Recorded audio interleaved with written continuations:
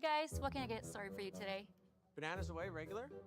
And I'll have the rip berry, but can I get vanilla oat milk and I'll add spinach and ginger? And can I substitute the raspberries for strawberries? Also add the chia and hemp seed and definitely have the power booster and the collagen booster. And can I get that blended twice? Wow. For Alicia, Custom Chaos? One of a kind. You're one of a kind. Booster juice, freshly made, your way.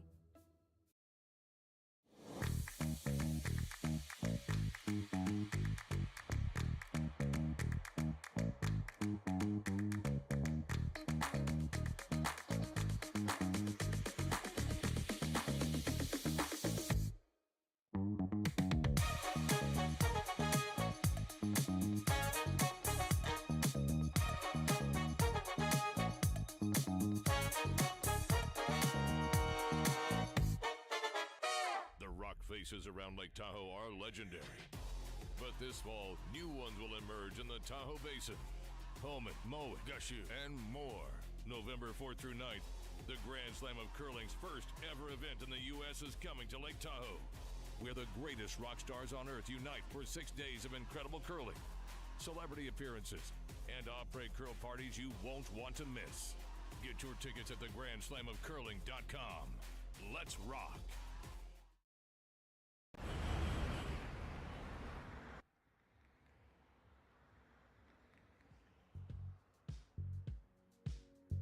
That's life. That's what all the people say.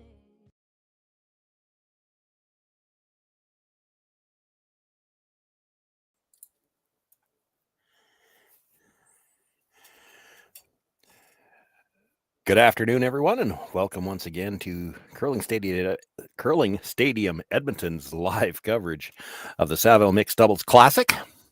Round robin action continuing here on Saturday afternoon. My name's Sean Joyce, joined by Rory McCusker, pulling double duties, doing production, but going to be on the mic as well, helping me call this game for you.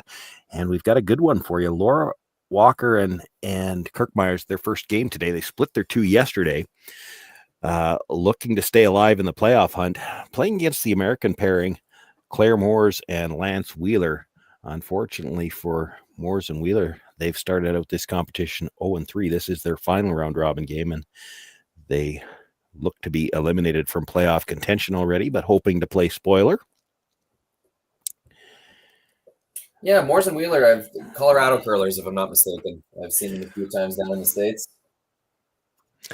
I don't get enough chances to do the doubles competition, so I don't see some of the teams. There are, don't get me wrong, there are some teams or some players that will play both 4-player and doubles, but there are getting to be more and more teams that are specializing. Kirk Muyres, actually, is a Saskatchewan native. I know Kirk quite well, and he has gone strictly to playing doubles at this point in his career. He has become a specialist in the doubles play, hasn't played 4-player I don't think he played it at all in this quadrennial.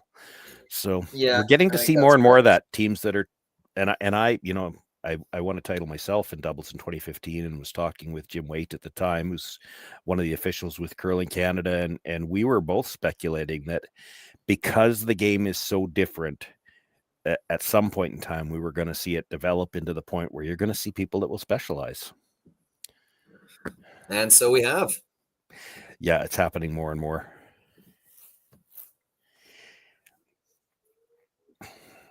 It is a different game. There are some different skills. Having said that, there are some things that we've talked about this a little bit over the last couple of days, and tend to bring it up anytime I'm doing doubles.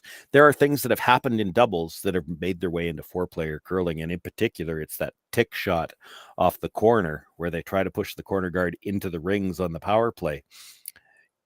That started in doubles, and we may see that yet in this game this afternoon, but it's made its way into 4-player curling.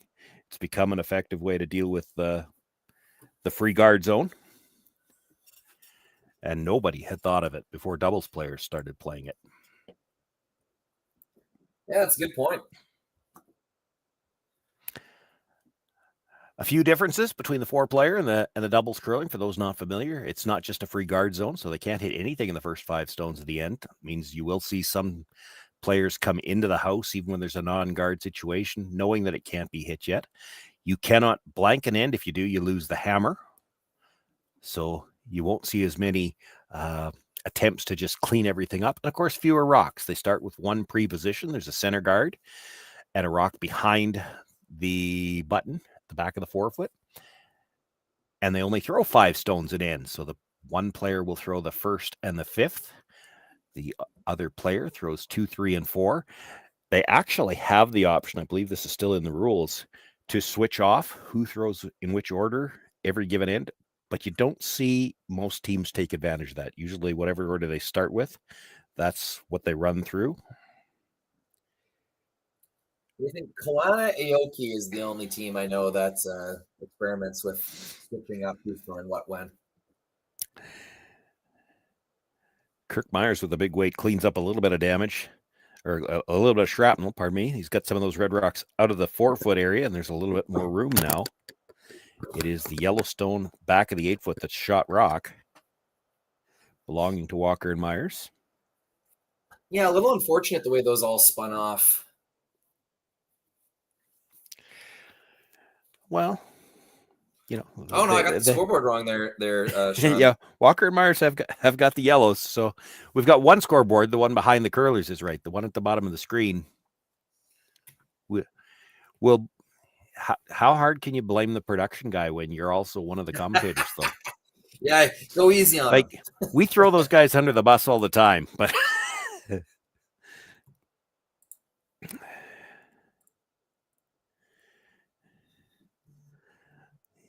Yeah, it's certainly a better situation now for Walker and Muyres. They do have the last rock here in the opening end of play and a lot more scoring area. And that's one of the things that also tends to be an issue in 2 players is it's not just getting shot rock. You might have an easy time getting shot, but so much of the play in the forefoot is in the forefoot. And sometimes it becomes tough to find enough room to score a second point. Nice draw there behind the double yellow guards.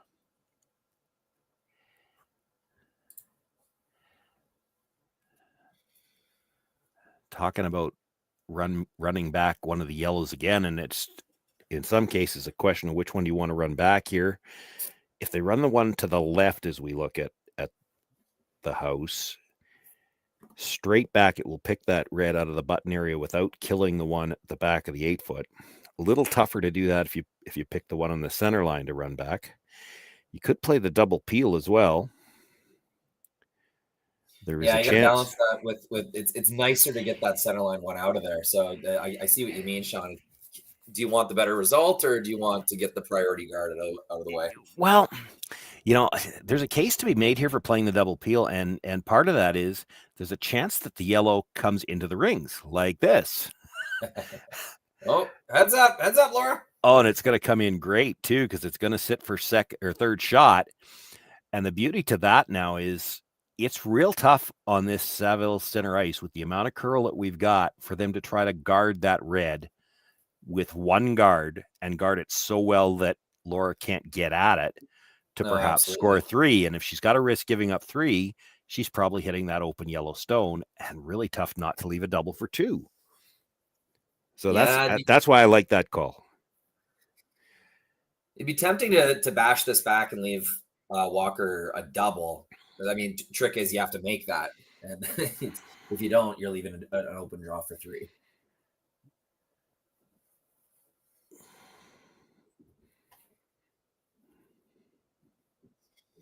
They took a peek at the thin double. Seems pretty tough.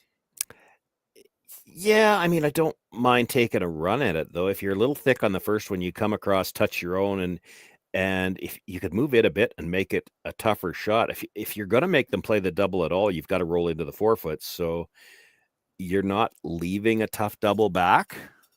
It might be a little thin, I guess, but there's not going to be a lot of room between them. Yeah. Well, line 2's never a bad idea. So getting rid of one yellow in line 2, that's kind of the basic math there. Actually in this situation, it might not be the worst thing to just hit this right on the nose. You won't be sitting 2, but how do you get rid of that red without rolling out of the forefoot? Yeah, good point.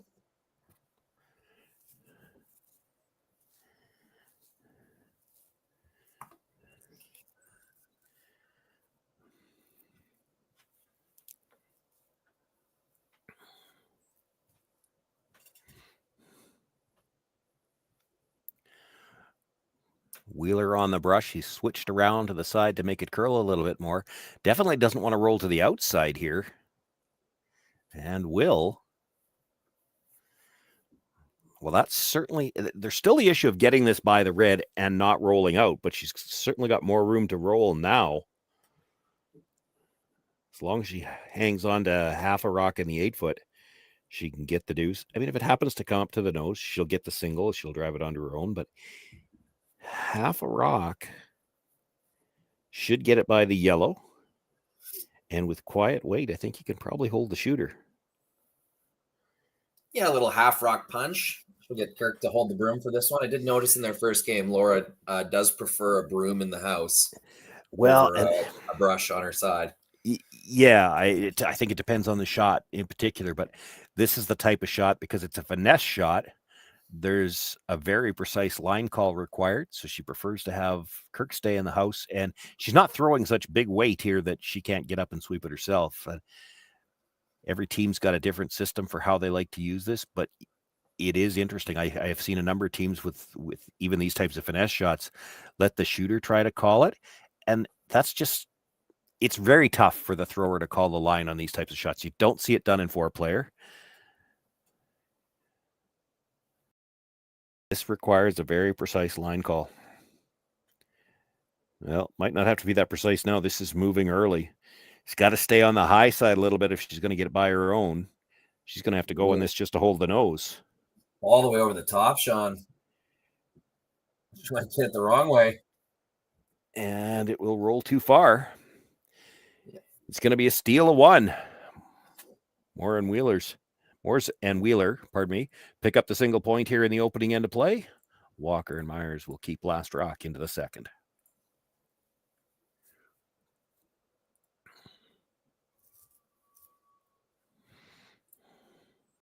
Hey guys, what can I get started for you today?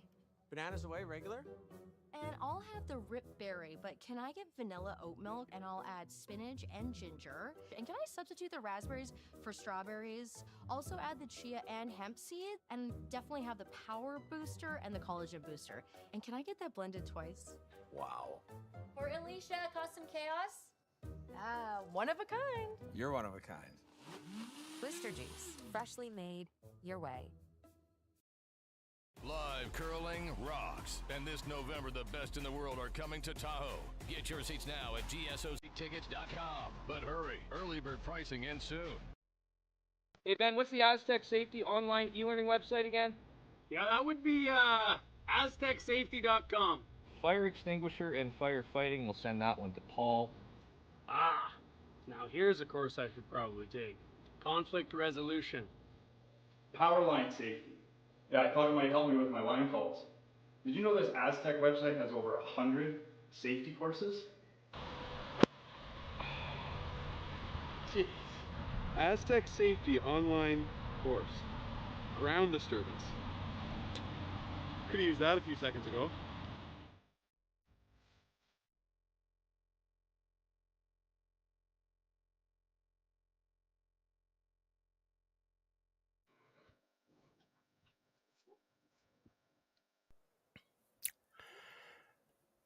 Second end underway. Laura Walker with her first.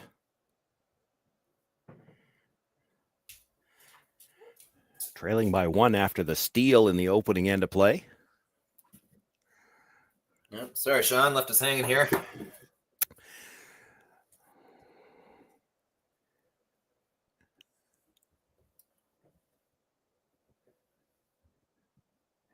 There we go. Interesting camera angle. We can see she kind of made the corner freeze bounce just a little bit. The red stone was the Clare Moore's stone to begin the end. Came up a little light on the freeze attempt. She is in a good position at the top of the 4-foot, however. It is still the Yellowstone back 4 that's shot rock, the pre-positioned stone.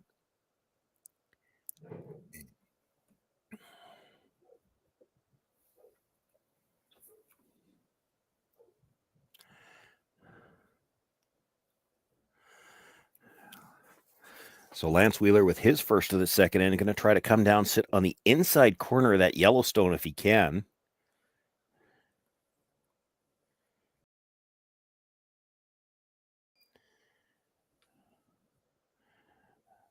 Boy, this is really curling. I'm not sure he's going to stay any piece in front of the yellow.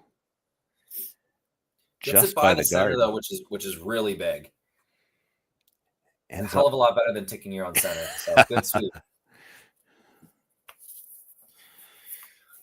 I will mention, Sean, I did visit their home club at Rock Creek, North Denver, Colorado. It's an absolutely gorgeous facility. Played host to the mixed doubles Olympic trials actually this spring. So Warren Wheeler did not do so well in that competition, but Claire did bring us homemade breakfast burritos a few mornings to the production crew. So that's how you get on the good side. That's how you get on the airs. That's how you what you're saying.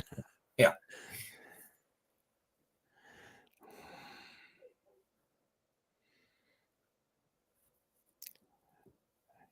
Kirk Muyres looking to make a play onto the Yellowstone, maybe try to move it up just a little bit. Well, not if he's going to curl that far. He's trying to hook the angle on the red, perhaps. Changes the angle on the two reds enough that it might go by the yellow at the back. Yeah, the explosion now favors Walker Muyres. So that's more or less mission accomplished, even though they didn't quite make contact with the yellow.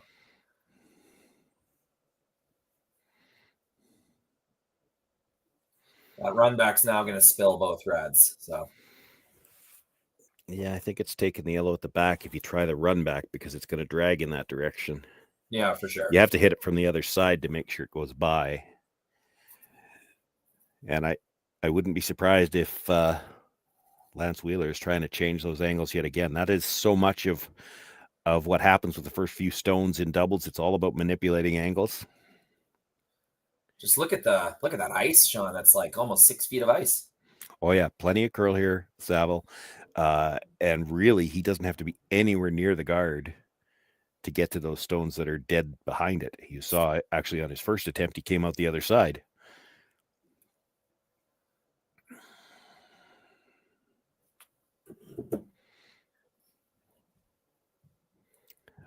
Wouldn't think he'd be looking to just come down to it this time. I would expect that he would like to change an angle somewhere.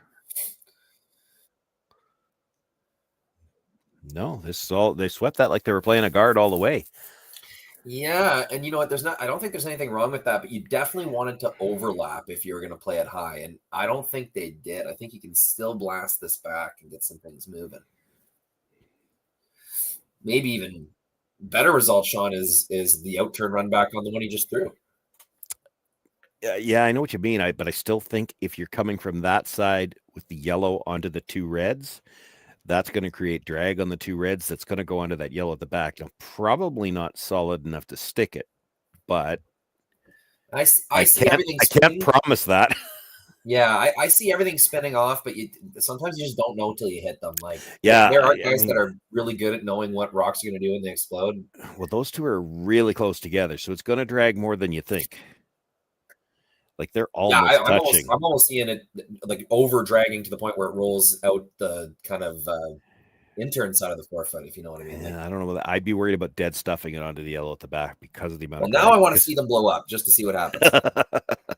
Well, I don't think you're going to get that chance because I don't think. Yeah.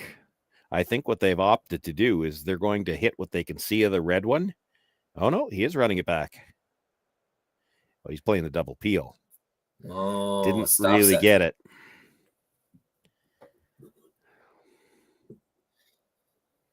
Not a great result. Warren Wheeler can either replace that guard in a slightly better spot, or they're actually talking about looping one all the way around.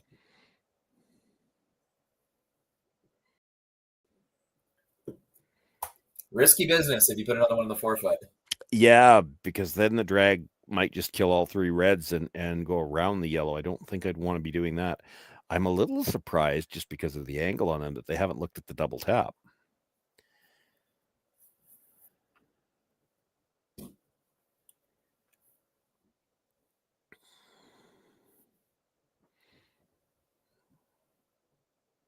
And I shouldn't say that they haven't looked at it. They may well be aware of it and then have decided, well, we can play that with the last one to get shot rock. And then they don't have time to try to manipulate angles. It'll be an all or nothing shot. Going to come around from the wide out turn now, and I think they did indicate they're trying to get to the forefoot this time.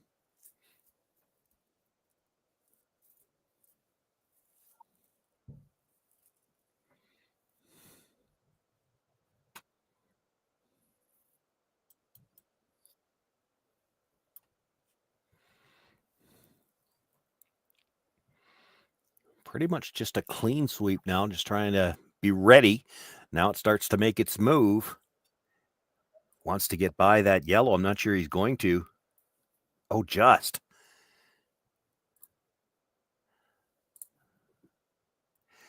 Brings it into the corner of the button. It is shot rock. And now if Kirk wants to get rid of it, he's probably going to have to hit what he can see of the red, angle the two reds towards the one that was just thrown.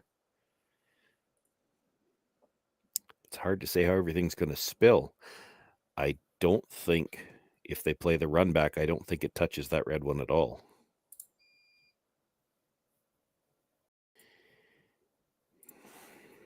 No. It's got to drag more than that, I'm sure. Still looks like he's thinking about a run back.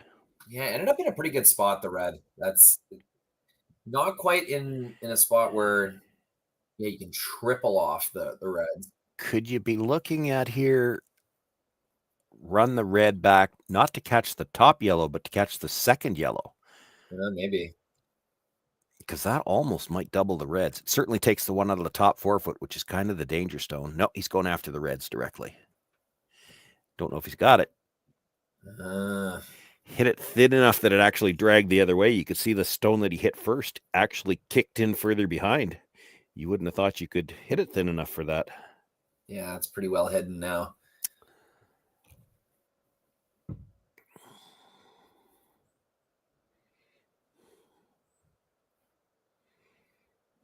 feel like it's pretty safe to seal this off now, Sean. I'd be tempted to throw a kind of side button guard on the intern side.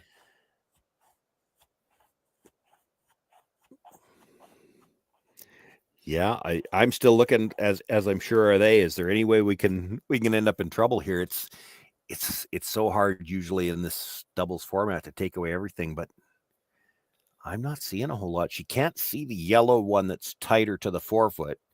If she could, there's probably enough of that one available to drive it onto the red, but I don't see how it misses the back one. I don't think they can see enough of the red poking out at the top of the 8-foot to make the double. You'd hate to find out you were wrong on that one, though, because if she could make the double, it's for 3. It might be there. You might have to guard that. They might be guarding that stone.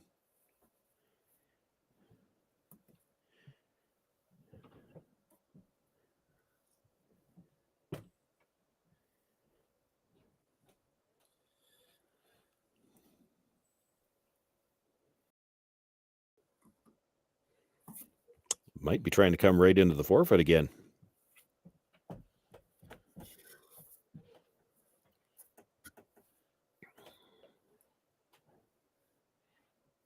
Wow, nice shot.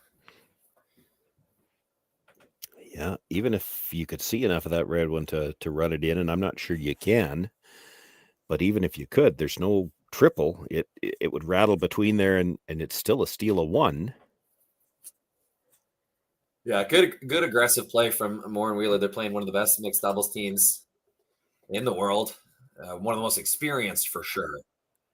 And when you smell blood in these types of situations, yeah, like you got to go for it. And so line 2 like this undercover, that's a great angle for Moore and Wheeler. Yeah, this is just how many are they going to steal, I think. I don't see any hope to score.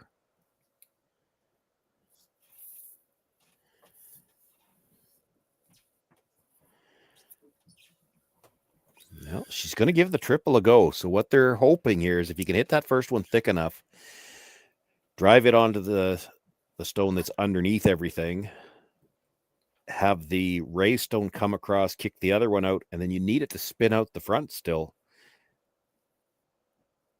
I'm not sure that it's there. And if you just dead jam it, it's still a steal of 2. The easiest shot I see to cut it down to a steal of 1 is the run onto the yellow and then angle the 2 reds. It should spill out of the forefoot. Then you're only giving up 1. This is This is a tough shot not to give up a steal of 2. I'm not sure if she hits everything she conceded, it won't still be a steal of 2.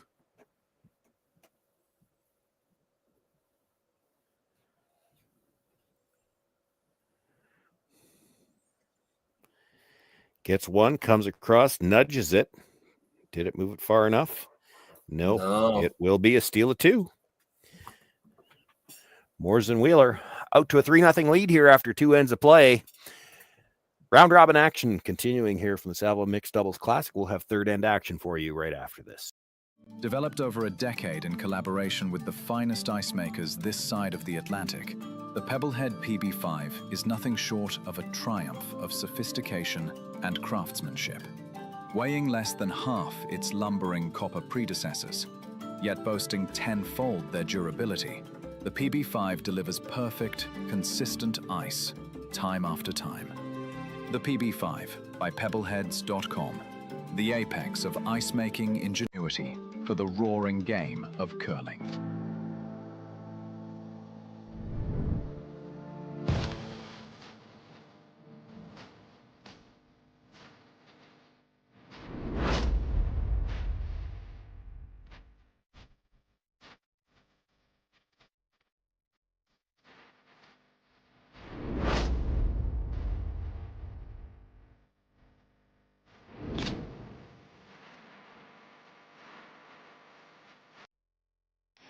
The 2025-2026 Grand Slam of Curling schedule is out, with big events happening all over Canada, like the Masters heading to London in September, the Tour Challenge from Nisku this October, the Canadian Open from Saskatoon in December, and the Players' Championship from Steinbeck coming in January.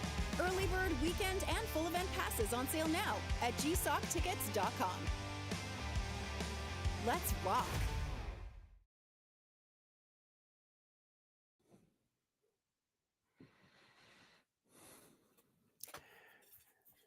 Big game here for Walker and Muyres. We talked about off the start. Muyres and Wheeler have had a rough start here in Edmonton. They're 0-3 and eliminated. But Walker and Muyres, this is their first game today with 1-1 record coming in. If they can win their last 2 today, 3-1 would put them in a solid position to be one of the 8 playoff teams going into tomorrow. 24 teams began play here yesterday. 6 pools of 4 teams. And it will be 8 teams through to the playoffs. 4-0 certainly will make the playoffs. 3-1 likely, although there are some scenarios where 3-1 might end up in a tiebreaker.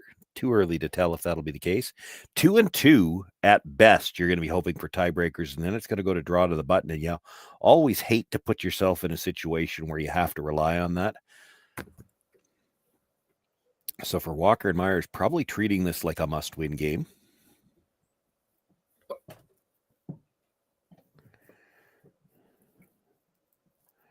Certainly, if you've been, I want to put this gently, if you haven't had the best draw to the button scores through your first 2, you have to think that draw to the button's not going to get you through in a tie. So you have to look to win your last pair. And Muyres and Wheeler, looking to play spoiler, have had a good start to this game.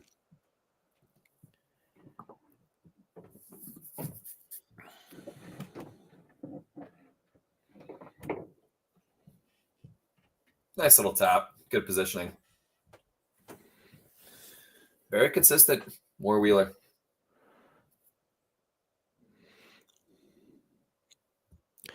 This is interesting that Kirk's coming at it from the in-turn side. If he wanted to try to move the red, it looks like there's more room on the out-turn side.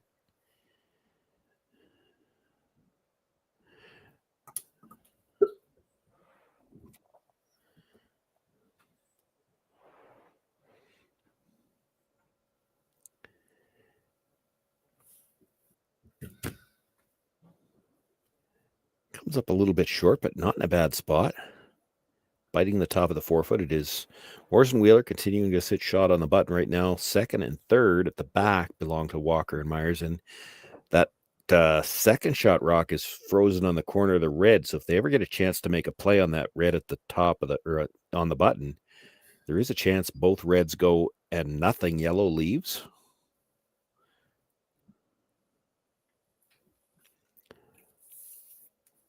Lance coming around from the out turn side. I think they indicated they want to corner freeze that yellow at the top.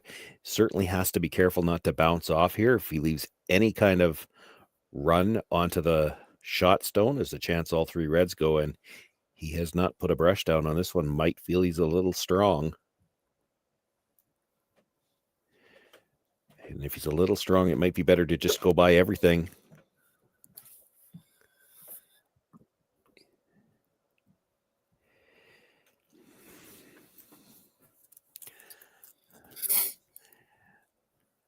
Yeah, they got caught there. That's not in a great position. They sit 2 right now, but the double's available. They can get to the nose. Yeah, it's probably easier to remove that one on the button now. Yeah.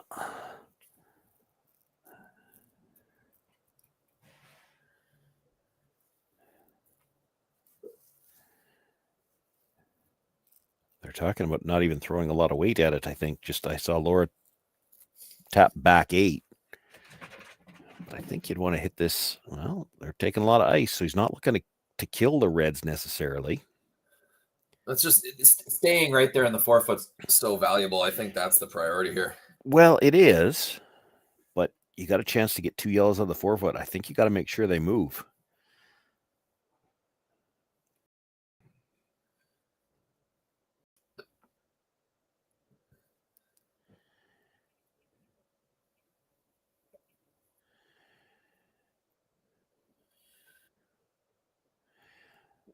Has to get by his own at the top of the 4. It's by. Moves the top one far enough. Did not move the one on the button far enough. It did not move the top one out of the 4 foot. So right now, it's Walker and Muyres sitting 1 at the back, just biting the back of the button. But second still belongs to Moores and Wheeler.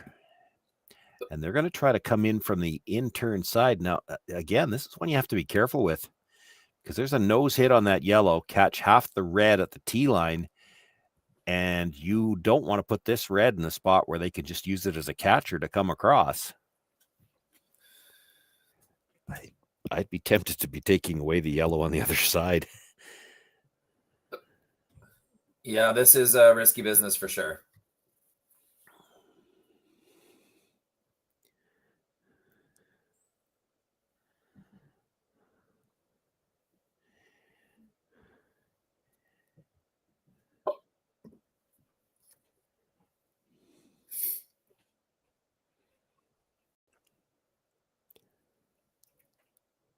There we go. Finds a pocket. Yeah, it's all right for now.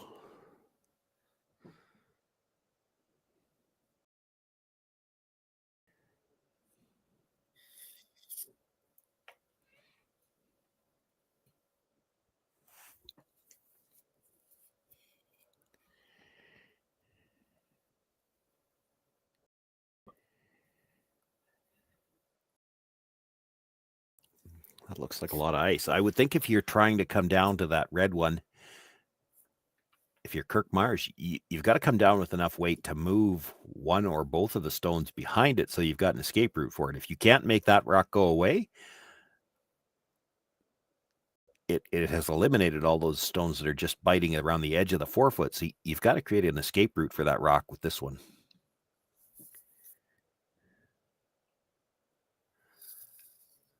Kirk thought it was heavy.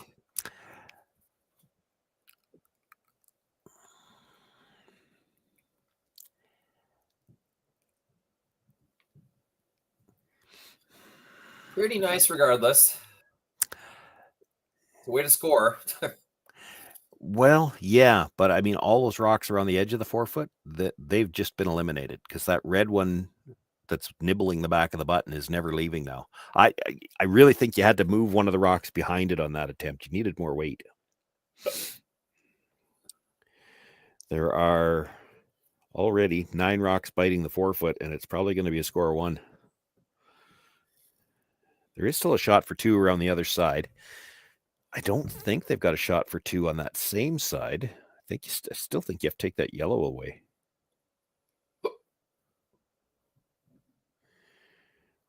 Like where Kirk's just stopped, if you came down to it again, you wouldn't be second shot.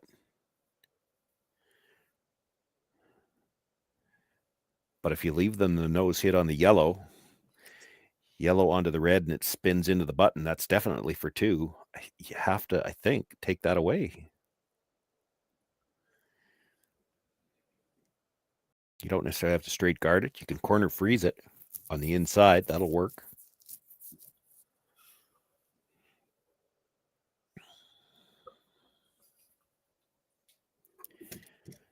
She's setting up for the out turn. So I think that's probably the call. Try to corner freeze or right in the pocket, basically, those two yellows at the top 8 foot, so that there isn't enough of it left available to tap it up.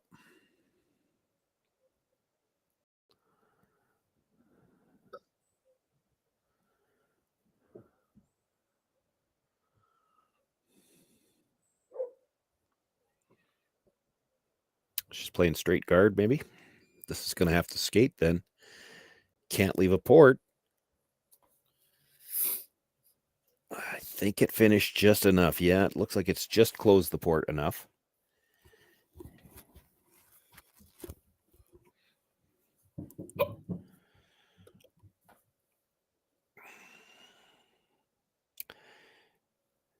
So there's a little bit of room between the red and the yellow at the back. It looks like Laura might be trying to get to the one that Kirk just threw. Tap it up a little bit, move that red as much as you can, and then it might be for two. The yellow at the other side of the back button might be second shot. I don't think you can ever get the shooter in far enough to be sitting two.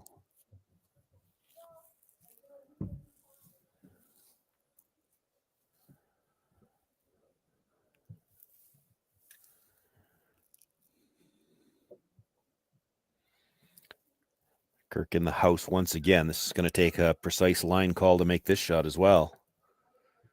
Sitting one, looking for the tap back to try to get two here. Still a long ways out. And not going to make contact with the yellow at all. So it will be just the single point here for Walker and Muyres. In the third end, they do get on the board. But Moores and Wheeler lead 3-1, and well, they are going to take a look at those two at the back. I thought it was red, but maybe they think it's close enough to measure. Hey guys, what can I get started for you today? Bananas away, regular? And I'll have the rip berry, but can I get vanilla oat milk, and I'll add spinach and ginger? And can I substitute the raspberries for strawberries? Also add the chia and hemp seed, and definitely have the power booster and the collagen booster. And can I get that blended twice? Wow. For Alicia, Custom Chaos? One of a kind. You're one of a kind. Booster juice, freshly made your way. Developed over a decade in collaboration with the finest ice makers this side of the Atlantic, the Pebblehead PB5 is nothing short of a triumph of sophistication and craftsmanship. Weighing less than half its lumbering copper predecessors, yet boasting tenfold their durability, the PB5 delivers perfect, consistent ice, time after time. The PB5 by Pebbleheads.com, the apex of ice-making ingenuity for the roaring game of curling. Live curling rocks. And this November, the best in the world are coming to Tahoe. Get your seats now at gsoctickets.com. But hurry, early bird pricing ends soon.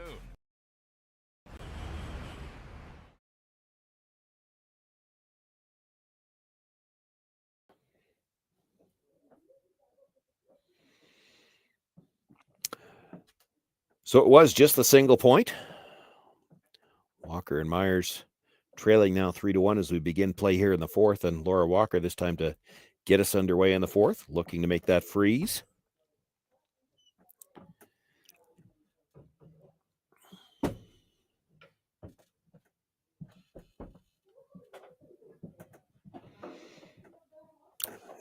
to come up a little bit short of the rings altogether.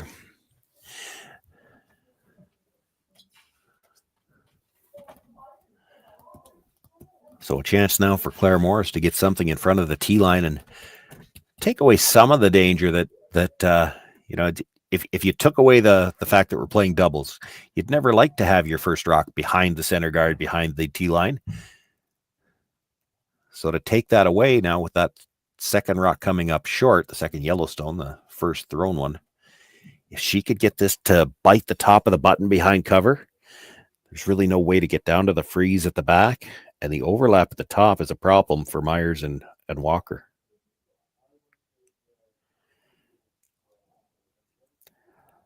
A lot of room by the guard. Both brushers working on it. It's going to get into the 12-foot, almost bite the 8. It does take away the in-turn side, but still leaves room for Kirk Muyres to get around from the out-turn, get underneath those staggered yellows. Doesn't have to be all the way to the freeze, but of course, if you make the freeze, you've certainly cut down the scoring area.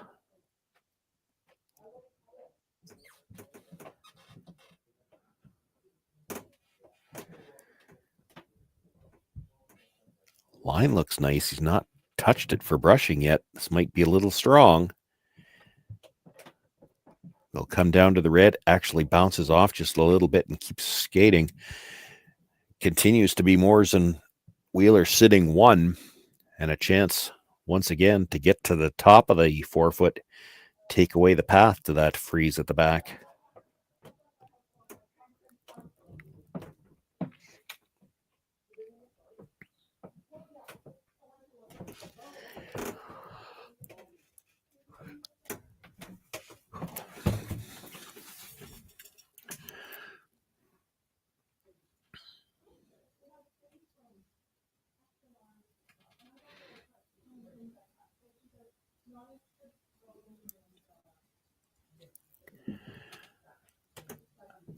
Little hand gesture from Lance. I think he believes he might be a little heavy here as well. And as he trails further behind the rock, he's pretty sure he's heavy. It will come down to the yellow, nudge it back a bit. More importantly, leaves a pocket at the back of the 4-foot.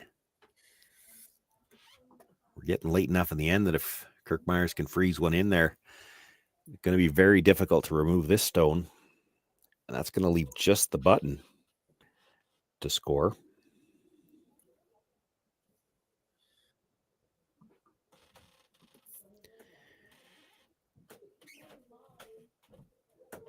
Got a nice line here. And we'll come down. Leaves a little bit of a gap between, but it's so well spaced between those two reds. Even if you could get it at it directly, and you can't, there's two guards out there. That yellow is going to be hard to remove.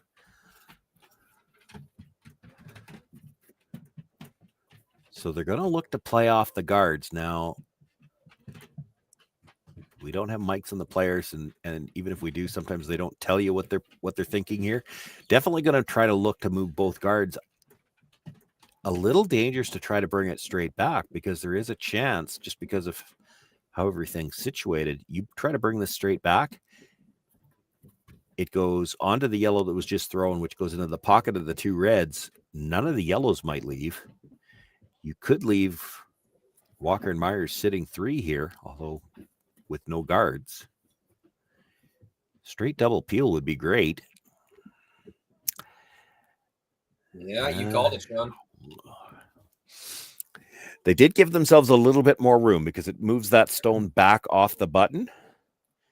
And I guess, a little fortunate in that the other one spilled out a bit because now you've got a yellow you could come off of at least. I think it's yellow sitting 3, 2 for sure.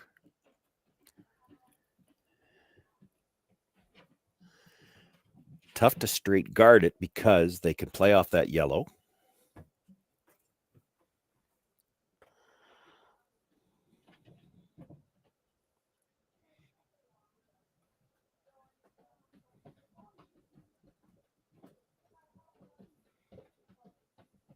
So they're going to look for the draw, top of the 4-foot. They just need to get any piece behind that red one just so there's not a straight back double. Christmas tree it as much as they can.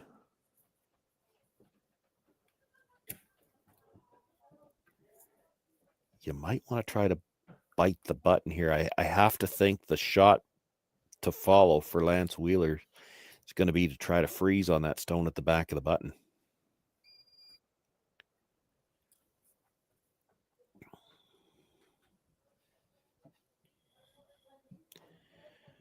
This has got a lot of room. Kirk has switched around to the opposite side. He's going to need this to curl if he's able to sweep it at all.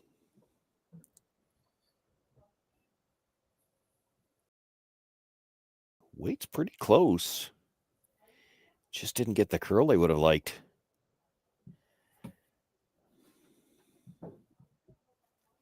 Yeah, just left just enough room to maybe up over the top of it. Well, I think that's a nose hit. Yeah, he's looking at the back double. I'm not in love with that. Nose hit triple on that one. And then you're sitting second, third, and fourth, and that one yellow stone starts to look real lonely.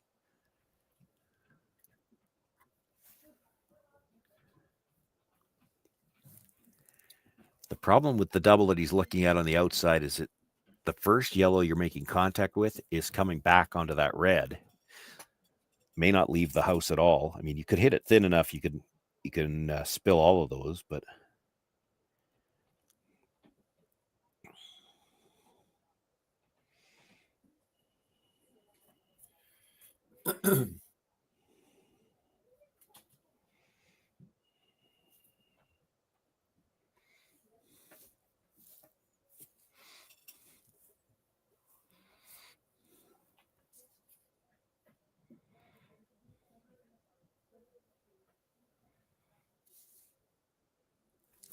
not critical if you're going to play this shot to even get the second one out. Even if you just roll right in front of it, it's probably pretty good.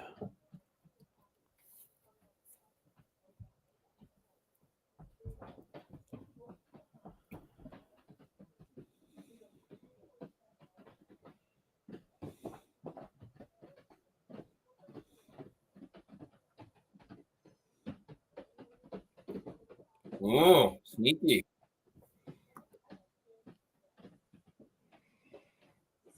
Yeah, probably needed to roll just a hair further. Yeah, that's going to be pretty tough to get rid of, though, Sean. Like, and if they do, it's going to leave forefoot fairly open. Well, kind of eliminated the steal risk for now. Yeah, well, to a point. I think nose hit gets rid of the red one, but it'll also eliminate at least 2 yellows, and the shooter's going to be no better than just full 8 at the top.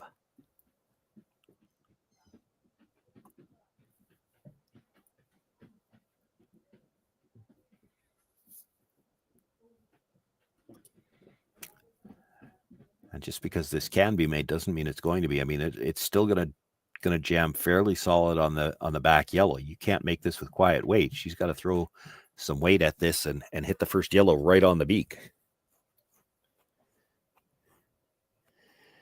A little set on the release. This is going to have to come up a bit. There it goes, starting to move. Makes the hit, does kick the red all the way out the side. And how many yellows does she keep? Well, kept 4 in the rings, but I think only sitting 2.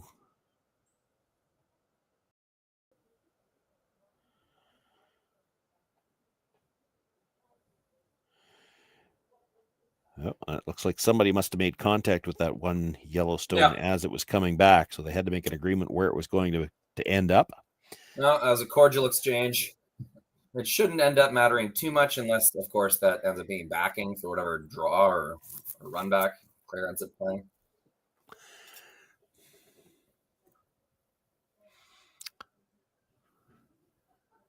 Well, she can't hit the one at the top. Clare was standing over there like she's not thinking about playing the red onto the 2 yellows to try to score 2, is she?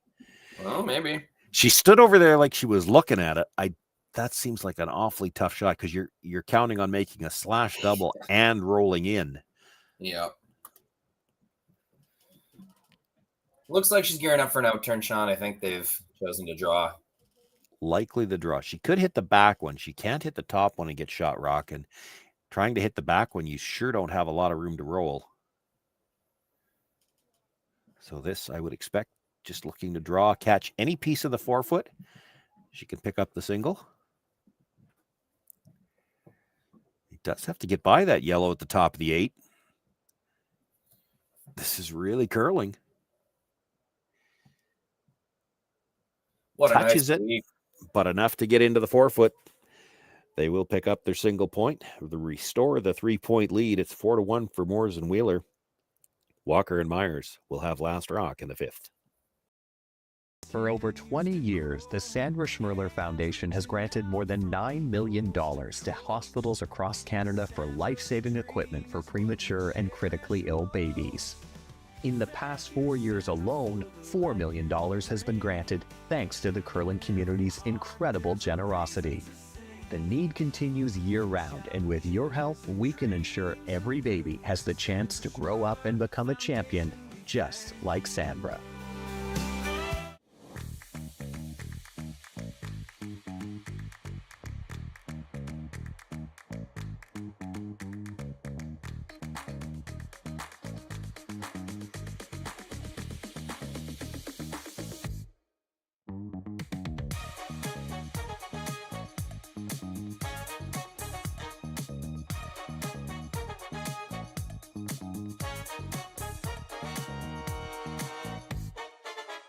Welcome to the RockShop.net, the official store for the Grand Slam of curling. Whether you're looking for the best hats, stylish clothing, fun toys, or unique accessories, the Rock Shop has it all. Shop online anytime at the RockShop.net for exclusive Grand Slam of curling gear, or come see us in person at your next event. The RockShop.net, where fans find their favorite curling gear.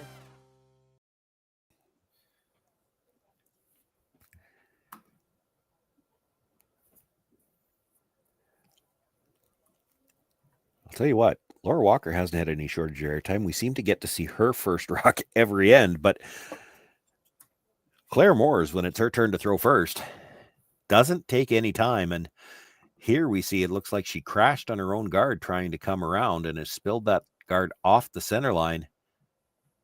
Early advantage anyway here in this 5th end to Walker and Muyres, a chance to come around one just off the center. Yeah, that is the cardinal sin of not just mixed doubles, any level of curling. You do not tick your own center guard, especially early on. Well, if we're going to start listing off cardinal sins, back of the house with last rock, kind of up there too. In fact, that might be all the way through. Maybe just hanging on. In play, hard to tell whether it is off the center line, so there is technically enough room there to be out of the rings and still in play. Hard to tell. You could see a little bit of white on the overhead, but the overhead is at the pinhole. You got to look directly over top of the rock, so that might still be biting. Typically, that won't matter in doubles play. You won't see that many rocks get eliminated. However, we've got an unusual start to this end, and that the center line is open. And I will say that Walker and Muyres, from what I've seen of them, play at least as many, if not more, hits than most of the teams out there.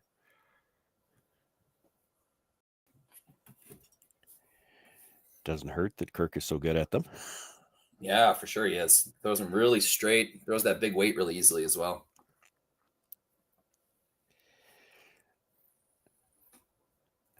And here already, again, the fact that that initial guard got chipped off the center line, they're not as sure what to play here. This is not an end setup that they get very often.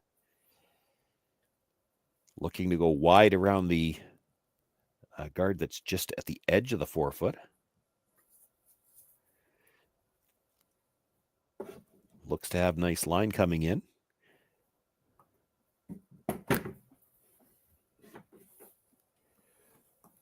We'll pull that down to just about bite the 4, enough to be sitting 2. Shot rock still the pre-positioned stone at the back of the 4-foot.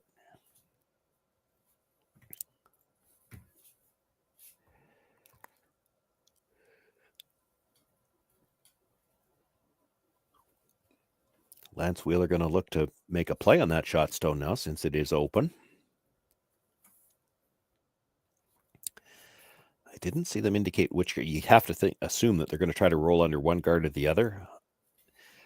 The Reds are probably the preferable choice, but you have to flirt with that guard a little bit more to go after that roll.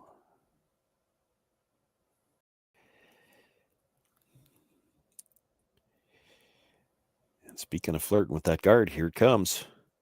Getting tight. Will crash the guard. Mm-hmm.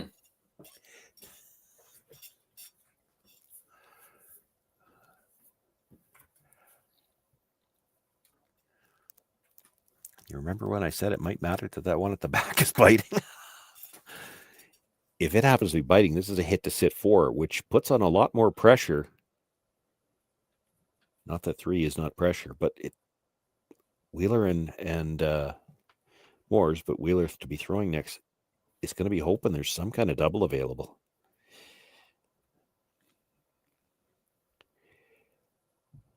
Kirk will be looking to roll a little bit to the center line just to make sure he doesn't jam it on that back one. He could roll all the way behind the corner guard. And then short of the run back, there might not be a double.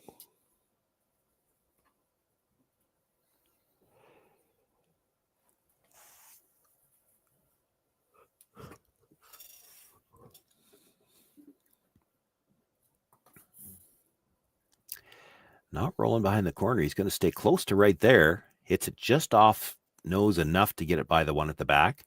Mm-hmm.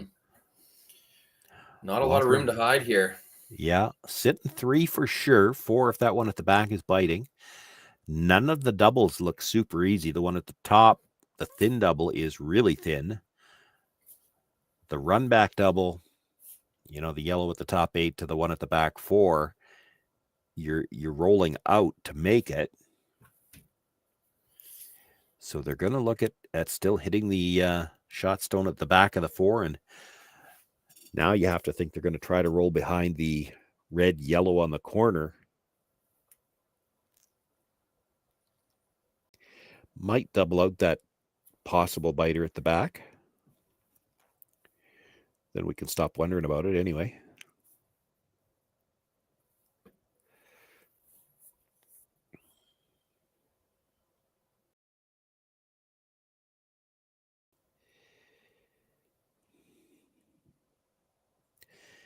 Lance Wheeler just confirming that they're playing the role. They were playing the role the other way on the last one, so they've changed the shot from the last one.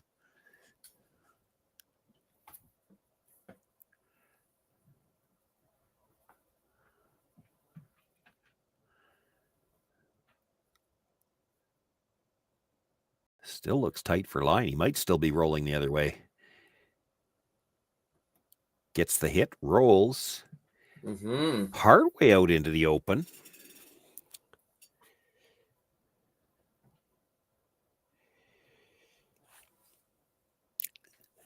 See, if they're looking to hit that, to me, that backstone, they must think it's in the rings. Yeah. Because if you don't think that backstone's in the rings, you only need to move this 1.5 feet to sit 3. Yeah, that top double's kind of thin, but super makeable. Like it's.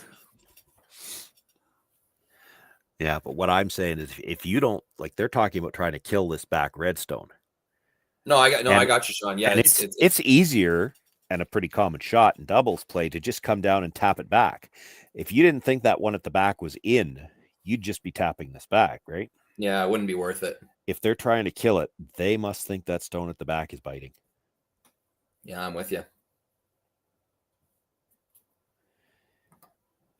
This is not an easy shot. To get it over to the top of that stone at the back, you're flirting with rolling out with the shooter.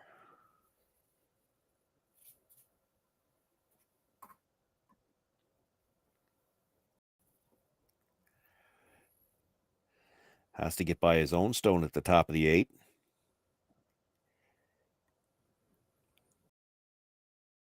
Wow. Gets it across the back one and does hold the shooter.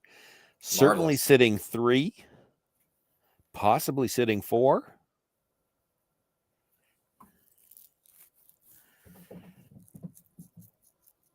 Did that line up the triple, though? It's close. Like, the angle is close. If you look at the 3 yellows that are biting the 8 foot, I mean, that's close to a 90 degree. Now, granted, the first one's a little thin.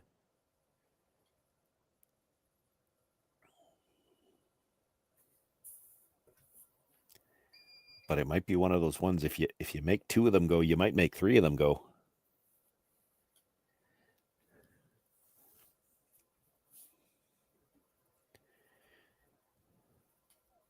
Or the way that Lance just gestured, he might be looking at just hit and roll to the corner of the second one. That still could make a double.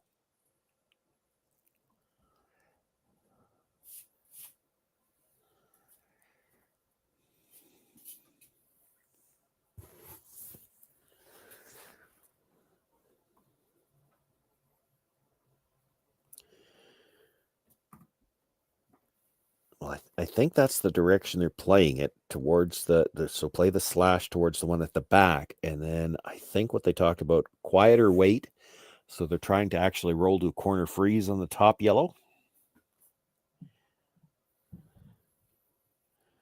Yeah, playing with a 3-point lead, you're not going to lose the game this end, but you're definitely trying to limit the damage. And the best way to do that might be to try and hide your shooter and make it as hard a shot as possible for Laura Walker.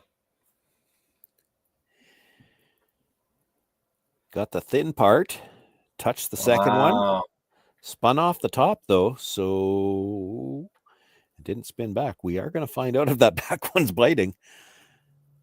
You saw Kirk take a look at it from over top. This is a draw for, it's either 2 or 3. Good work by Clare, getting rid of 2 there. Threw it really well. Almost got their spot. Just a little thin, I guess.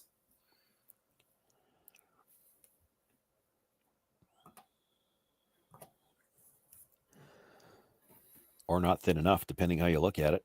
Yeah, I'm just trying to decide if they were going for the bigger weight or just roll on top. Yeah, a little thinner. She sticks it on the second, when her shooter comes across, she sticks it on the other yellow instead of coming over the top like that.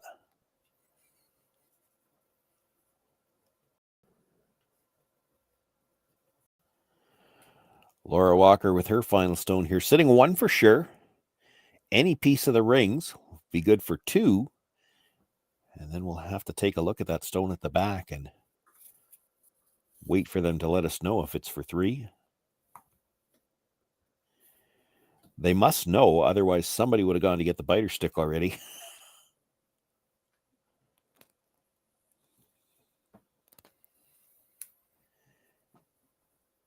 Oh, Claire kicked it. Got to think that means. Well, it might not even have been close, but it's hard to tell. We'll find out when they mark the score. We'll have that when we come back for the 6th, and I wouldn't be surprised if we see a power play as well. Hey guys, what can I get started for you today? Bananas away, regular? And I'll have the rip berry, but can I get vanilla oat milk and I'll add spinach and ginger? And can I substitute the raspberries for strawberries? Also add the chia and hemp seed, and definitely have the power booster and the collagen booster. And can I get that blended twice? Wow. For Alicia, Custom Chaos? One of a kind. You're one of a kind. Blister Juice, freshly made your way. Live curling rocks. And this November, the best in the world are coming to Tahoe. Get your seats now at gsoctickets.com. But hurry, early bird pricing ends soon. Hey Ben, what's the Aztec Safety online e-learning website again? Yeah, that would be aztecsafety.com. Fire extinguisher and firefighting, we'll send that one to Paul. Ah, now here's a course I should probably take. Conflict resolution. Power line safety. Yeah, I thought it might help me with my line calls.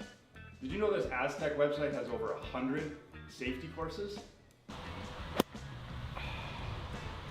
Jeez. Aztec Safety online course. Ground disturbance. Could have used that a few seconds ago.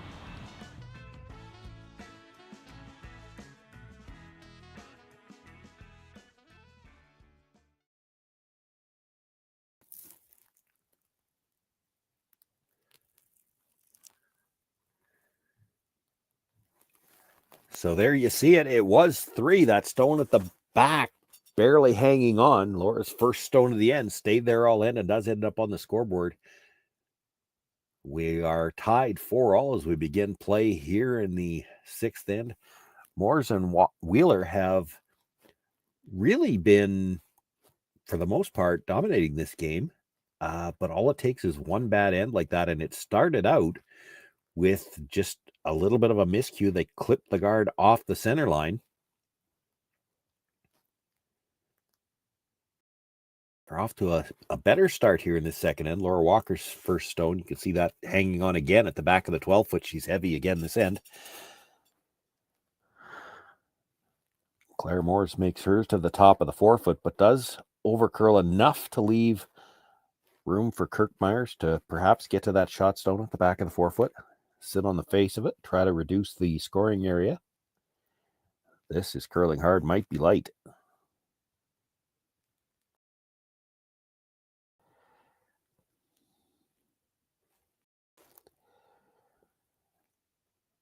Will make it to the 12-foot, but a chance, one more chance for Lance Wheeler, this time to block the path to the freeze at the back. He can sit 3 with this as well.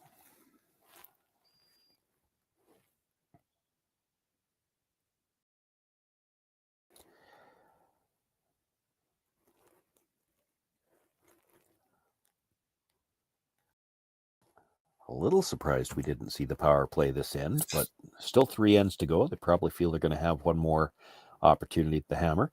For those not maybe fully aware of the rules on the power play, you have to have last rock to use it. You only get to use it once per game.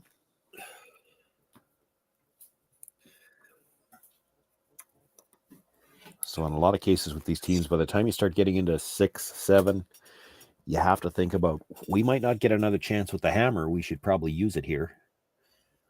Yeah, for sure.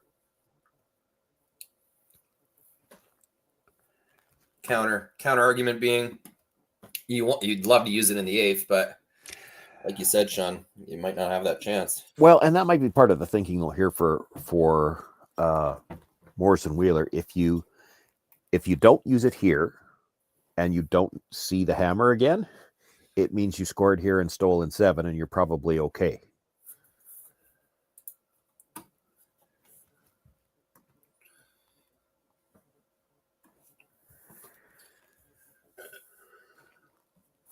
Did that one come just a little bit deep? Does Kirk have a chance for the triple on the outside, or is he playing the double run back here? Could try to freeze that, I guess. No, it looks like the double run.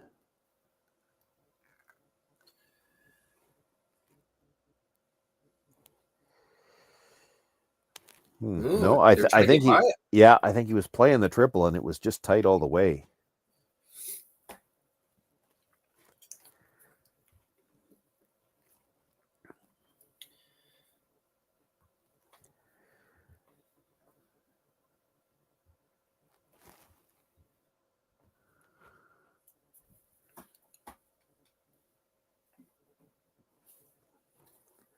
Well, if the triple was there on that one, I think it probably was. It's still there. So if you're taking it away, however you want to do it, you could come right down to the pocket of the Reds. I think you've got to do it from the out turn, and light's okay. So that's what they're looking at.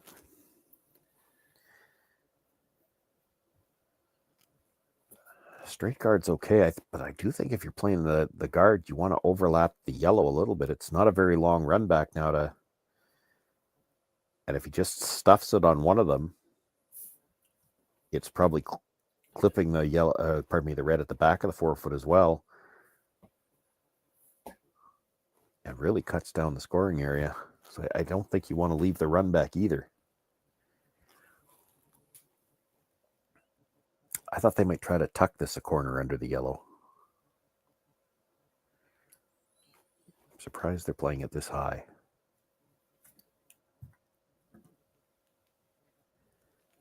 Tough to control these guards, getting them right in the right spot.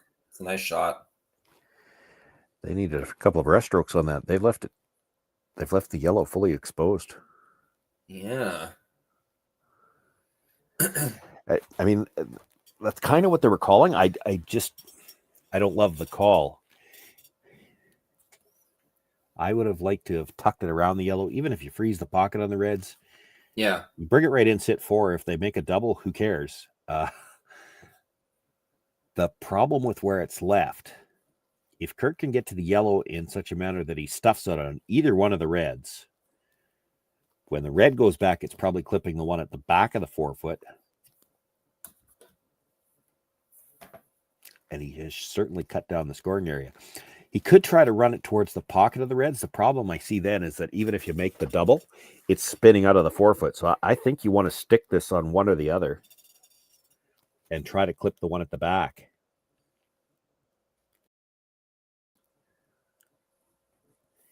He's close. Yeah, that was the danger with trying to run it at the pocket. It stayed enough that it's hard to move it. But I think if you're Lance Wheeler, you got to try to get to the inside of that yellow.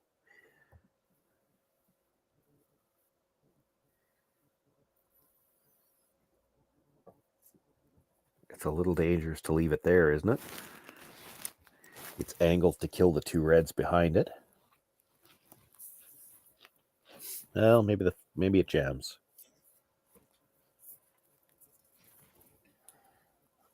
Ideally, if you could freeze the inside corner of that yellow, though, then nothing's coming back in a way that could hurt you.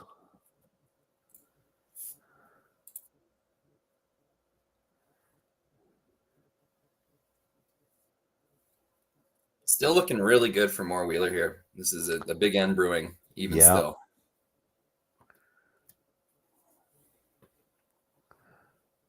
Well, Laura Walker's probably going to have no choice but to try the out-turn freeze against the possibility of giving up maybe as many as 4.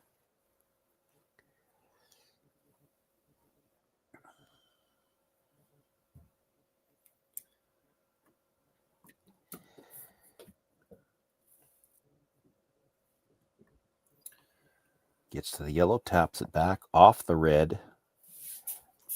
That needed to get more to the inside. I think it's only red sitting 1, and if Laura Walker makes the freeze, well, she's got to be careful. It might leave a slot. It might leave a run double for 1, 2, 3, 4. Could be 5. Yeah, no. Wheeler was sweeping straight at the end there. I think they wanted to leave it mostly exposed for exactly that reason. Yeah.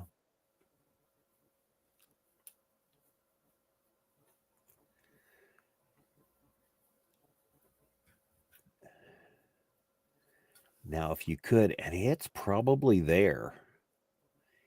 It doesn't look like it when you look at the guards, but if you could cross, you want to freeze that stone at the back of the button, but ideally, I think you'd like to cross it just a little bit. And then the raise doesn't get rid of the one you're about to throw. It'll be on the wrong angle to get it. And that rock is fully overburied. It doesn't look like it should be there, but there's so much movement on these rocks coming into the house. I think you could corner freeze the off side of this rock. You don't need to be well off the corner, but a couple of inches or an inch even, just so that they can't rattle it between the two yellows and double them out.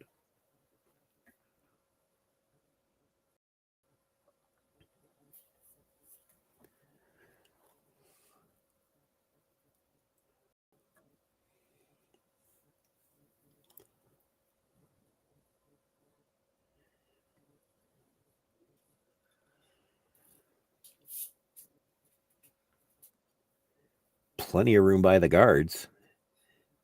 Needs to make 4-foot here. Kirk picking up the brush. And it will just bite the top of the 4. Mm-hmm. I think you can move that yellow just a rock's worth. Is good for 3. But can you get to the nose of it? Yeah, well, you can't get to the nose. So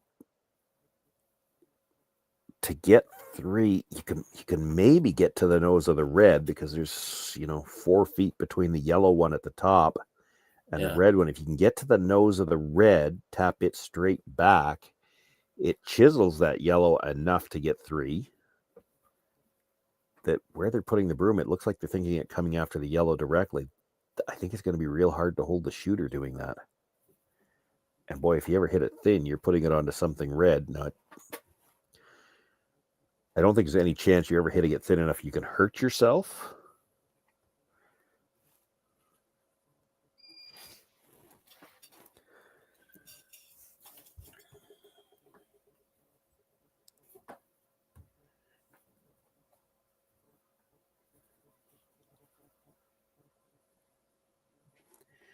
sitting one right now. If she can move it out of the 4 foot, it's at least for 2. And if she can move it out of the 4 foot and hold the shooter, it's for 3.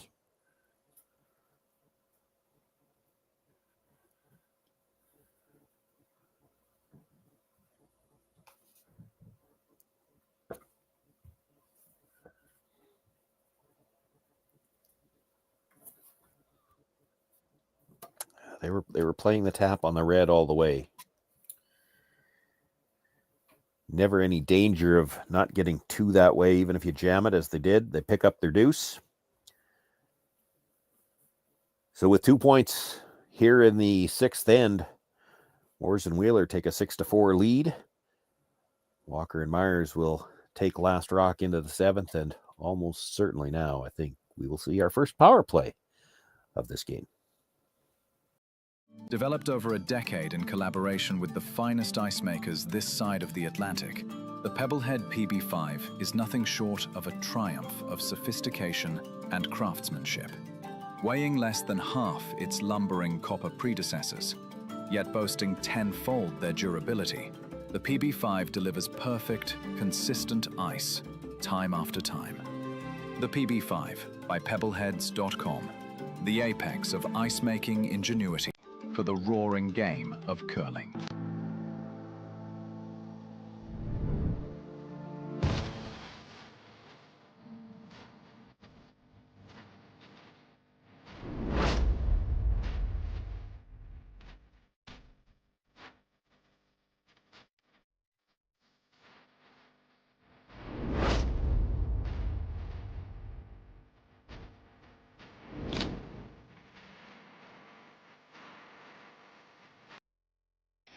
The 2025-2026 Grand Slam of Curling schedule is out, with big events happening all over Canada, like the Masters heading to London in September, the Tour Challenge from Nisku this October, the Canadian Open from Saskatoon in December, and the Players' Championship from Steinbeck coming in January.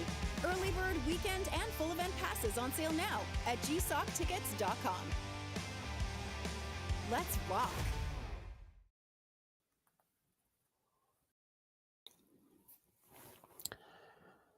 Sean Joyce, Rory McCusker with you here live from the Saville Mixed Doubles Classic on Curling Stadium, Edmonton. Round robin action here. Laura Walker, Kirk Muyres trying to keep themselves in the playoff hunt here. Clare Moore's Lance Wheeler hoping to play spoiler. They have had a very strong game with the possible exception of one bad end, the 5th. Allowed Walker and Muyres to tie it up, but then they bounced back with another good end for them in the 6th, picked up the deuce. They've got the 2-point lead as we begin play here in end number 7. Walker and Muyres with the power play in that first attempt to draw to the corner. Overcurled and actually will leave a double available later on. Can't play it yet. This is still just the 5th stone of the end, the 2 pre-positioned. And I'm going to assume that they tried the corner tick shot. Yeah, they've been getting in the hack throwing really quick. We haven't been able to catch a first stone yet. Yeah. But we can see it sitting in the corner and nothing else moved. So I'm going to assume she tried the tick and somehow or another missed it. Either went right by everything or killed the stone, and then it goes back.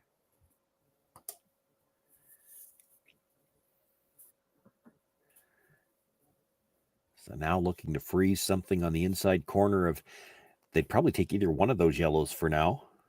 This bit really hard. That started curling like crazy. They all have all weekend going to the corner.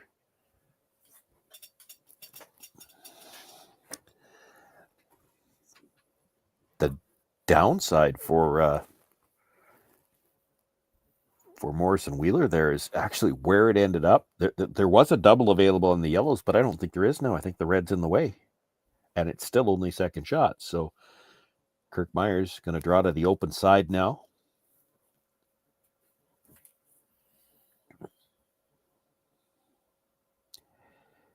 He'd like to get this in for second, and it's not going to hold the 8 foot either. It's going to overcurl a bit. Can throw hits now It's a long ways to go across the house, but you don't have to move that second one very far. And I think he's giving it a go here with that broom. Play the hit, try to roll all the way across the house, just nudge that second yellow. You can kill it, would be great, but even if you just nudge it a couple of inches, it's no longer shot rock.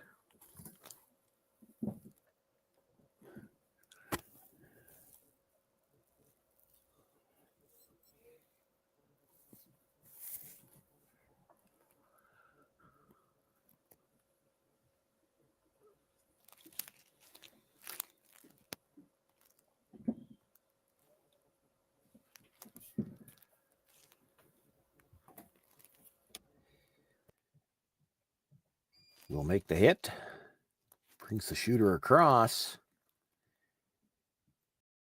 Not quite able to get all the way to the yellow, but it was on the right line.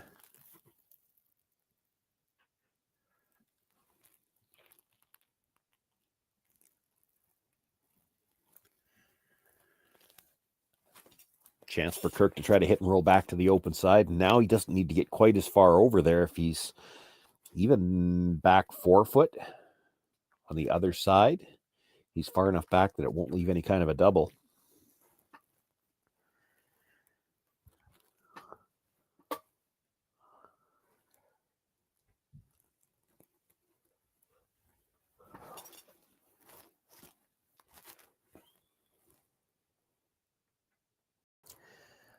Doesn't want to stay close enough there to leave a double on the yellows, and this is actually going to be on the wrong side. Comes across, nudges the red, nudges the yellow, and that's interesting. Who's got second shot now? Clare indicating it might be the red. It's close. It's very close. Yeah, that's just getting a little too low, too close to the tee line to have that grouping be advantageous for Walker Muyres.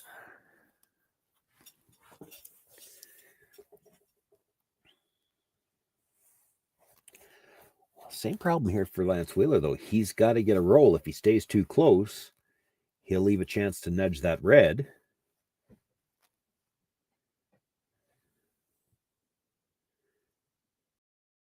I do think it looks like they tapped the red. To me, it looks like the red is second shot.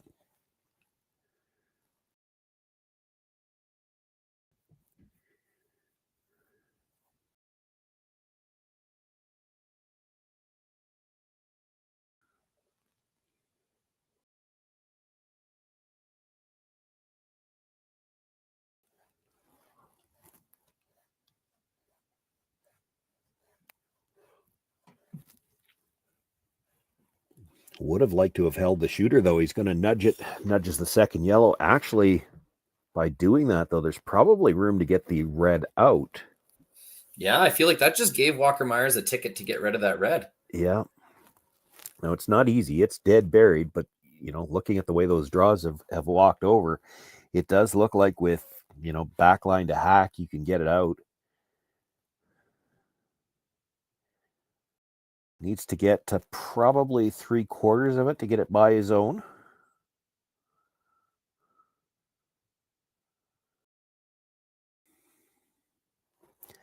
And this is one where, you know, you throw that backline weight. If you ever happen to rub the guard on the way by, your shooter probably ends up in the rings, and then that red stone is open. And sitting second, third, and fourth, that red starts to look pretty lonely too. But I do think he can get to it.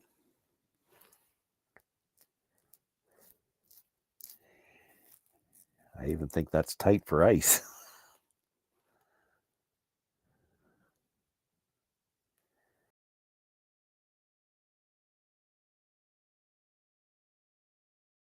That's a little strong for back line. He'll just rub it.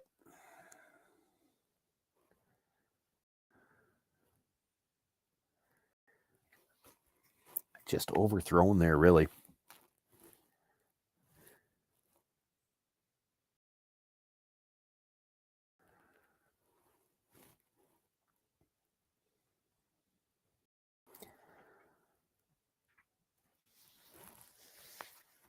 So for Clare Muyres now, needs a little better than just full 12 to make sure she's sitting 2.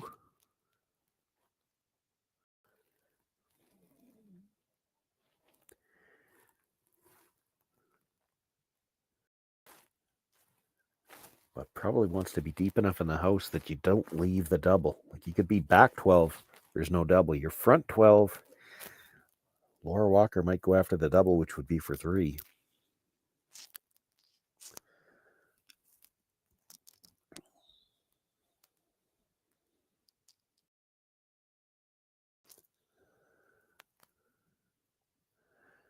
Lance Wheeler on it right away. Clare Moore's initially looked like she was trying to join him, but has backed away. They've got to go on this.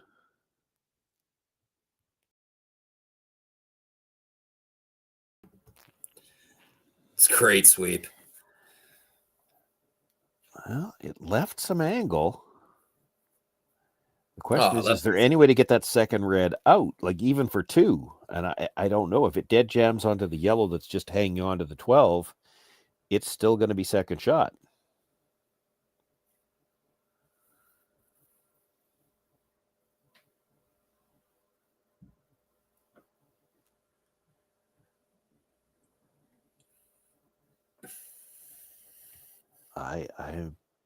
I'm just looking at the angle that it has to come off of from that other red. I just don't know if there's any way you can hit it that gets by that yellow. The only way I can see to hit it to get by the yellow is if you come more or less into the side of it and then it touches the other yellow. It doesn't look to me like there's a port between them. And I think that's what they've decided too. And if there's not, then she may as well just draw, take the 1, and they will have to try to steal in 8 against quite likely the other power play.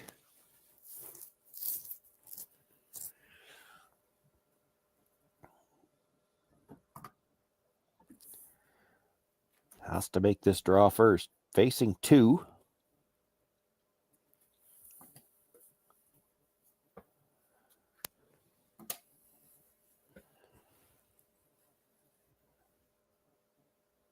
And trailing by 2, Laura Walker with her final stone here in the 7th end.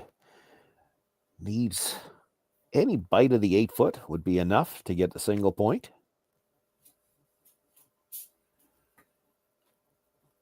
She's on the brush. Kirk Muyres coming out to help. Oh, no. They're going to have to go on this one, too, and it's not going to get there.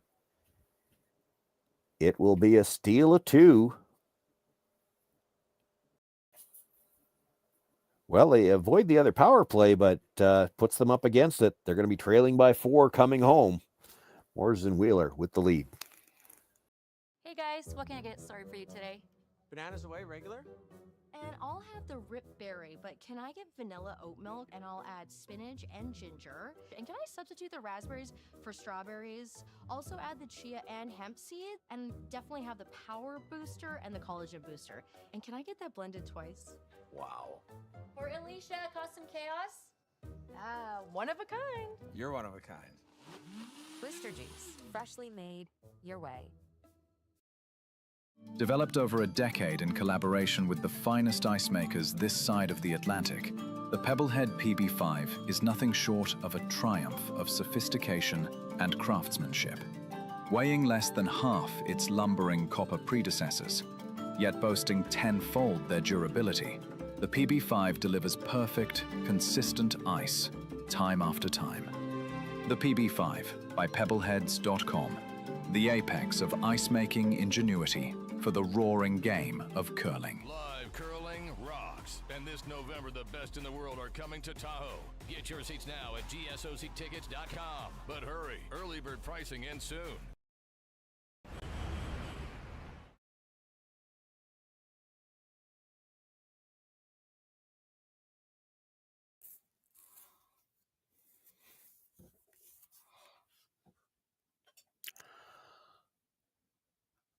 A really good end for Walker and Muyres to pick up that 3 points in the 5th to tie things up. But since then, giving up back-to-back deuces, they now find themselves up against it here in the 8th, trailing by 4. They do have last rock. So that gives them the pre-position stone at the back of the 4-foot. Lance Wheeler will not be able to throw a hit until his second stone. But they have to try to find a way to score 4 here just to get to the extra end. Now, we say that like it's a daunting task, but 3s, 4s, 5s happen in mixed doubles all the time. It is not a format that is designed to make it real easy to defend. They did make the freeze to start off the end. Laura Walker comes down, breaks that freeze up, but unfortunately for her, leaves the lineup yellow onto red onto the yellow at the back. They were kind of hoping to leave that angled a bit, so there might be a chance to pass that red by the yellow later on. Still time to manipulate angles.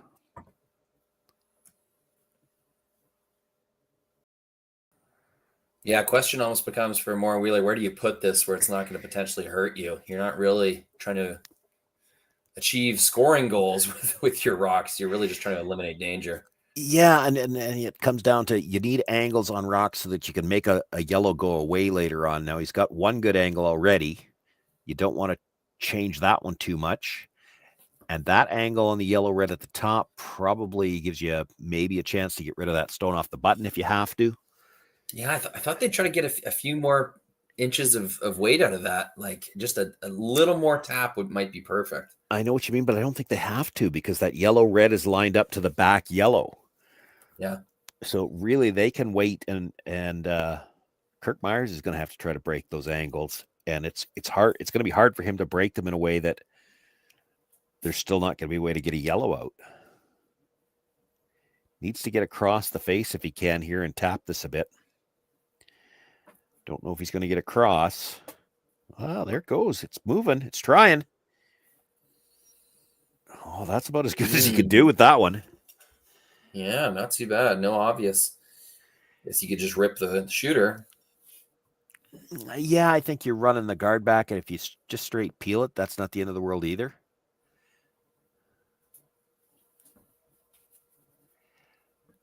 Boy, I'm not drawing here.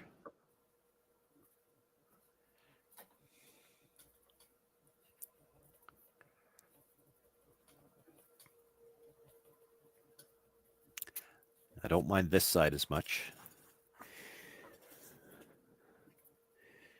Because again, you've got angles already. Like you've got an angle at the back that kills one yellow. You've got the red yellow in the 4-foot, kills another yellow. And if you do the same angle here, angle onto the yellow at the top 8-foot, you know, every red is going to be angled onto a yellow in a way that you can kill a yellow with it. And really, if Walker and Muyres are going to try to kill the red, they're going to have to lose a yellow.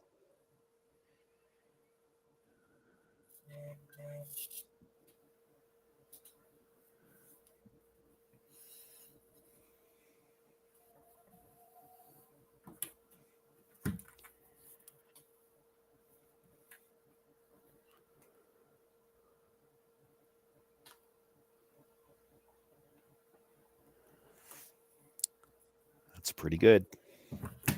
You see, every one of the angles in the house, to move a red, you have to move a yellow.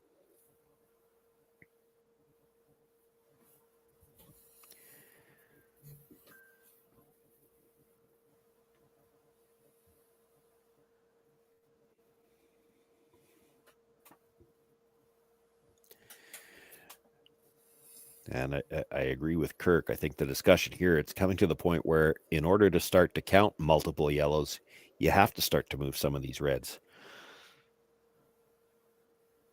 So they're going to look to come down, make a play on the one that was just thrown. It won't be big weight. It's not a lot of ice.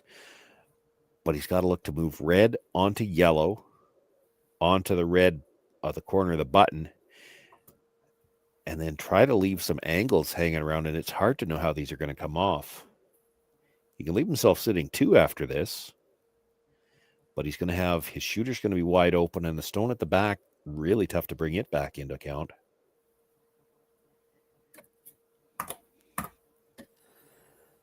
That is probably the best he could do with that one.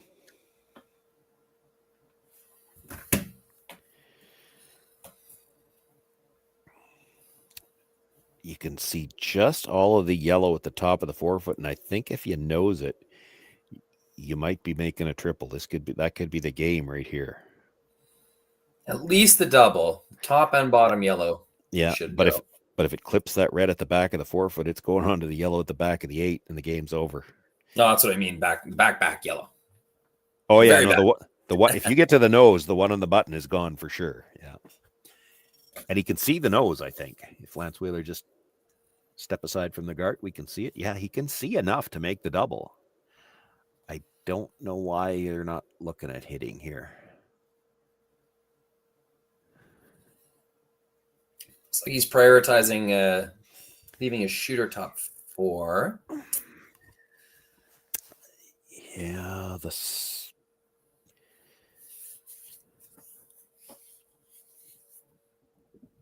Yeah, you know what? I don't mind this. I mean, with that amount of ice and the amount of curl that he's getting here, he's still throwing, probably bumper at this. Even if you just jam the first one, it's not bad. But if you can get to the nose, you can move them both out of the forefoot. I just don't like leaving them around. But oh, this is really going sideways. I'm not sure he's by the guard. He's not. Now what's this going to leave?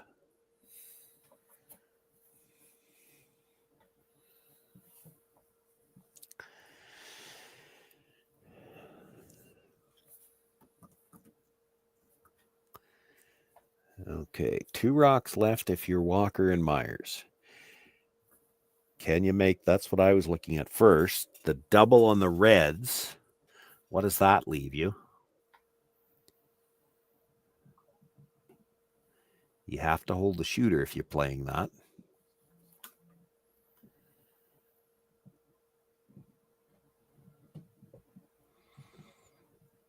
Or you try to jiggle the ones in the forefoot.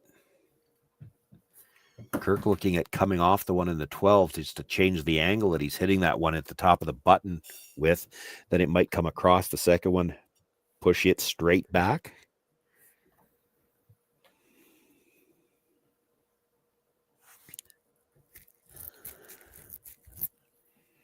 Yeah, they have enough stones left, Sean, where they don't have to count those, the back 8 and top 12 one. They have enough stones left. I know what you mean, except here's the problem. The 2 and the 4 foot are wide open. And I don't see any way you're going to manipulate the angles where they can't make one of those go away. If they're going to make one of those go away, then you have to be able to get those 3 reds out somehow. And the only way I see that happening is if you hit one now. You don't have to hit it hard because it doesn't have to leave the house, but it does have to leave the 8 foot. What about like a back 8, back 12 tap on the inside of nose if you're on yellow to get rid of a double opportunity? Might not be a double at the end of that. Where's your shooter going to be that you're not going to leave a double? Like you'd have to sit 3. Biting center line? Okay, but again, if you leave a way to get any one out, then you have to bring in one of those other 2 rocks. You need 4 here to tie. Yeah.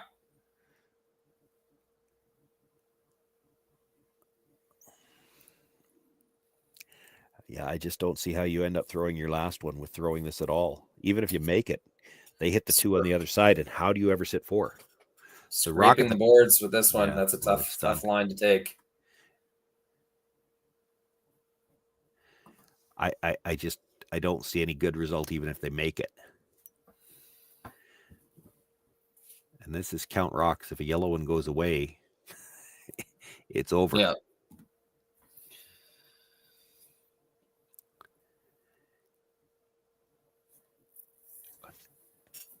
And she wants to throw a guard. I guess there's probably not a triple there, but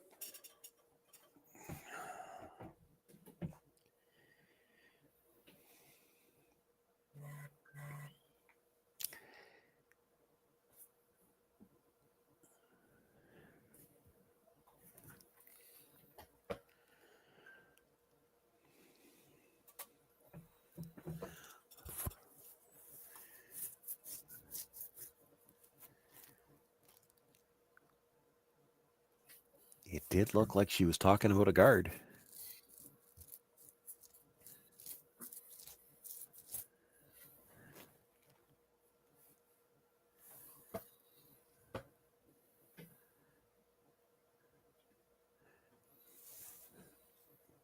And for that matter, it looked like what she was talking about guarding was a draw for 3.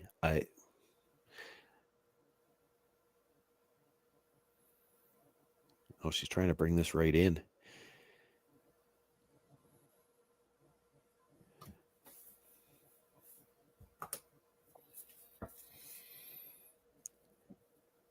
No, through the guard and not seeing any kind of a triple. Mm-hmm. Laura Walker, Kirk Muyres are going to shake hands, concede defeat. That means Muyres and Wheeler did get the opportunity to play spoiler. They pick up their first win in their final game here in this round robin action. They will finish at 1-3. Walker and Muyres now at 1-2 themselves. They will absolutely have to win their last game and then wait and see if their draw to the button is good enough to get them into the playoffs tomorrow. Still some round robin action left to come here from the Saville Mixed Doubles Classic on Curling Stadium in Edmonton. We'll have all of the action for you here through the rest of the round robin today, and then playoff action, the 8 teams reaching the championship round throughout the day tomorrow. On behalf of myself, Sean Joyce, Rory McCusker, we want to thank you for joining us here this afternoon and look forward to seeing you for the rest of the Saville Mixed Doubles Classic. Live curling rocks. And this November, the best in the world are coming to Tahoe. Get your seats now at gsoctickets.com. But hurry, early bird pricing ends soon. Hey guys, what can I get started for you today? Bananas away, regular? And I'll have the rip berry, but can I get vanilla oat milk and I'll add spinach and ginger? And can I substitute the raspberries for strawberries? Also add the chia and hemp seed, and definitely have the power booster and the collagen booster. And can I get that blended twice? Wow. For Alicia, Custom Chaos? One of a kind. You're one of a kind. Booster juice, freshly made your way.